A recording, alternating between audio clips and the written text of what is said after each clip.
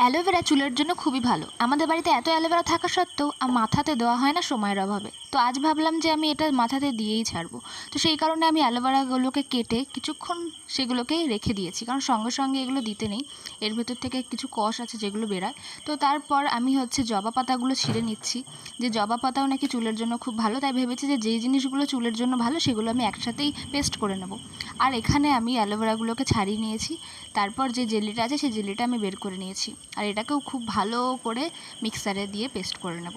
আর তারপরে যে জবা পাতাগুলোর আমি বোটাগুলো ছাড়িয়ে নিয়েছি, আর তার সাথে গরম জল করে নিচ্ছি গ্যাসে, আর তার মধ্যে দিয়ে দেব নারকেল তেল।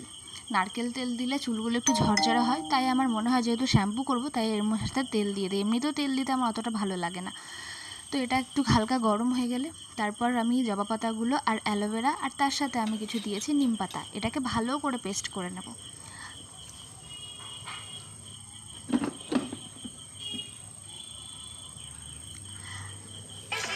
আর একটু যেহেতু ঘন হয়েছে, তোমরা চাইলে এইভাবেও দিতে পারো, তবে আমার মনে হয়েছে যেহেতু একটু তেল আর জল দিয়ে মিশিয়ে নিলে আমার পুরো মাথাটায় হয়ে যাবে, সেই কারণে আমি এটা করেছি।